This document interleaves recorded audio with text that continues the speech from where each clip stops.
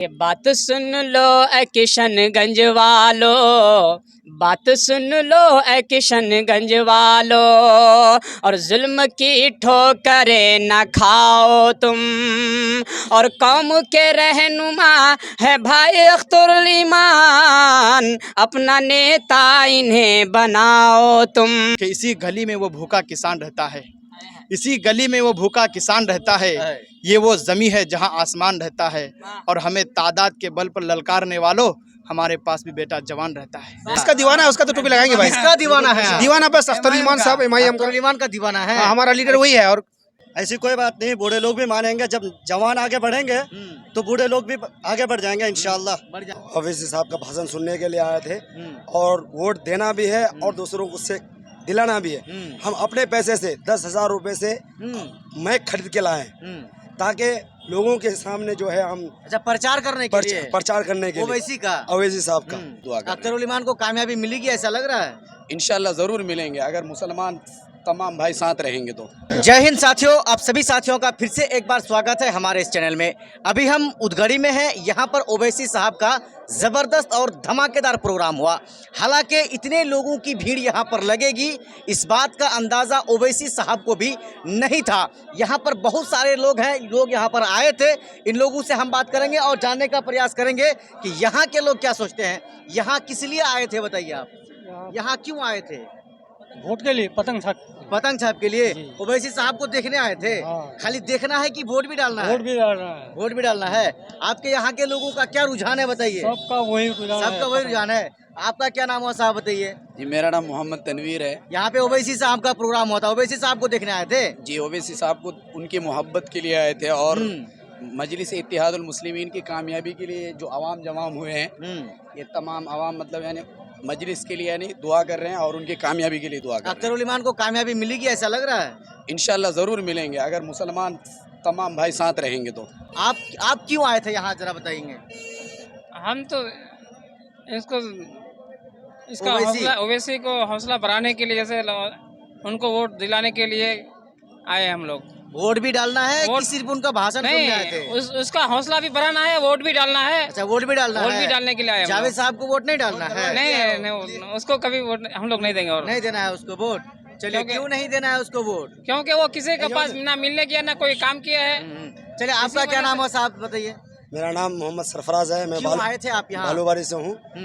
ओवैसी साहब का भाषण सुनने के लिए आए थे, और वोट देना भी है और दूसरों को उससे दिलाना भी है। हम अपने पैसे से 10,000 रुपए से मैक खरीद के लाए, ताकि लोगों के सामने जो है हम प्रचार करने के लिए, ओवैसी साहब का अपने पैसे से खरीद के लाए। पार्टी से 1 रुपया भी नहीं है। अभी एक टीम आई हुई है गोपालगंज से। हम 5 दिन से परेशान थे, हमारे घर में अभी रुके हुए हैं। 24 तारीख तक रहेंगे मेरे घर में रुके हुए। अभी हम उनका खिदमत भी कर रहे हैं, और पूरे जो है डीजे के साथ हम घुमा भी रहे हैं। भाई साहब जरा बताइए, कैसा रहेगा ओवैसी का माहौल इस बार चुनाव में? जी अल्हम्दुलिल्लाह, जहाँ तक उम्मीद तो है, कोशिश भी ऐसा है कि जो उम्मीद है, मतलब कोशिश अल्हम्दुलिल्लाह अल्लाह से जो भी उम्मीद है, इंशाल्लाह इस बार जो है होना है। दिल से वोट डालना है या सिर्फ ओवैसी को देखने आए थे? देखने नहीं आए थे, हमारा मकसद देखना नहीं है यार। देखने तो हम कहीं भी चले, हम प्रदेश रहने वाले हैं। अच्छा। बाहर तो वैसे भी हम लोग कमाने जाते हैं, अगर हमको मिलना होगा, देखना होगा, तो हम वैसे भी उनको बाहर जाके देख सकते हैं, कोई बड़ी बात नहीं है। लेकिन क्या है कि बस भरोसा है ऊपर वाले पे कि हाँ इंशाल्लाह जो भी है। पहले से जो माहौल था और आज के ओवैसी का जो यहाँ का सभा हुआ, इसके बाद क्या नया भूचाल आने वाला है? नया भूचाल में तो फिलहाल क्या बताएं, वैसे तो कुछ बता नहीं सकते हैं, लेकिन अल्हम्दुलिल्लाह इंशाल्लाह जो भी है मतलब बढ़िया रहेगा। अख्तरुल ईमान साहब को क्या लग रहा है, इस बार कामयाबी मिलेगी? इंशाल्लाह जरूर मिलेगी, इंशाल्लाह मिलेगी। कुछ लोग अब ये भी कह रहे हैं ना कि ये सिर्फ हवा है, लास्ट में कांग्रेस का हवा बन जाएगा। नहीं, ऐसा कुछ नहीं है। इंशाल्लाह ऐसा कुछ नहीं है। ऐसा कुछ नहीं, अख्तरुल ईमान साहब ही जीतेंगे इंशाल्लाह। अब ये भी कहा जा रहा है ना कि सिर्फ जो जवान लोग हैं, जो युवा पीढ़ी के हैं, सिर्फ यही लोग ओवैसी को चाहते हैं, अख्तरुल ईमान को चाहते हैं, बूढ़े बुजुर्ग चाहते ही नहीं है। ऐसी कोई बात नहीं, बूढ़े लोग भी मानेंगे। जब जवान आगे बढ़ेंगे तो बूढ़े लोग भी आगे बढ़ जाएंगे इंशाल्लाह। इंशाल्लाह बढ़ेंगे। अब जरा आप भी बताइए, आप भी जवान है, वोट तो आपको भी डालना है, वोटर लिस्ट में तो नाम होगा ही। ओवैसी को सिर्फ देखने ही आए थे कि वोट भी डालना है? नहीं, वोट भी देना है। वोट भी देना है। आपकी बस्ती में क्या माहौल है चुनाव का बताइए? ये मैम का है, पतंग छाप। ओवैसी को तो देखे, कैसा लगा, माहौल कैसा है नहीं बताइए। नहीं, बहुत बढ़िया है, बहुत बढ़िया है। हम लोग देखने के लिए हैं और हम सब मिलकर उनको पतंग छापर वोट भी देना है। अच्छा, वोट भी देना है। हाँ। क्या लग रहा है, जीत पाएंगे? नहीं, जीत पाएंगे इंशाल्लाह, ओवैसी जीत साहब? पाएंगे इस बार। जीत क्योंकि पाएंगे। हम जाएंगे और दूसरों से करेंगे सिफारिश किया कि भाई पतंग छापर वोट दीजिए। तो भाई कांग्रेस पार्टी से इतनी नाराजगी क्यों जावेद साहब से? ये चीज मालूम नहीं है, लेकिन चाहे इंशाल्लाह जो है ओवैसी साहब जीतेंगे इस बार। अच्छा, उससे बैर नहीं, पर ओवैसी साहब जीतेंगे। जीतेंगे इंशाल्लाह। यही बात है ना। चाचा, आपसे हम पूछेंगे, चलिए आप लोगों से बात करेंगे, जाइए नहीं।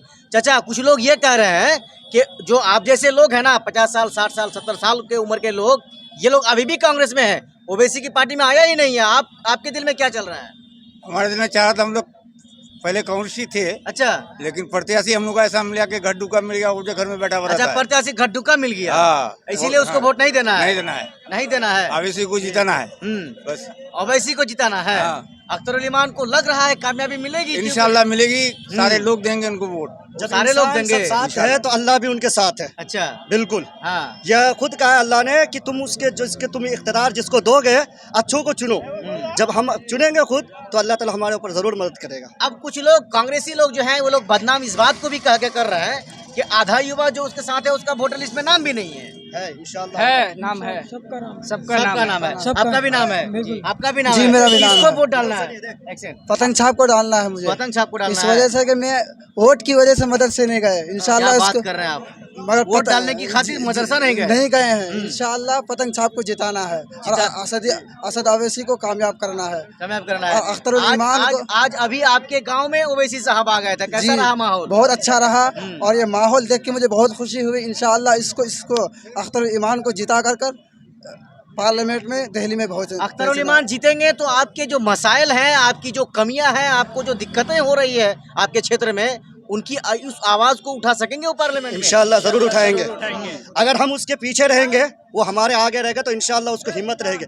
हम उसके पीछे रहना हमें ज़रूरी है, हमें उसके पीछे रहना ज़रूरी है। इसलिए वो अगर हम पीछे रहेंगे तो इंशाल्लाह वो ज़रूर बोलेंगे हमारे ऊपर। चलिए भाई साहब, आप पीछे हैं, जरा आगे आ जाइए, आगे आ जाइए, आगे आ जाइए, आगे आ जाइए, आगे आइए, आगे आ जाइए, आगे आ जाइए। हाँ, चलिए आइए आप। भाई साहब, क्या नाम हुआ, जरा बताइए। मोहसिन हलीमी। आपके गांव में आज ओवैसी साहब आ गए थे, कैसा लगा, जरा बताएं। बहुत खुशी की बात है कि आज हमारे इलाके और हमारे गांव परमान नगर उदगाड़ी में मुफ्ती असद साहब के कन्वीनर प्रोग्राम में जनाब बैरिस्टर असदुद्दीन नबी साहब आए, मुझको स्वागत किए।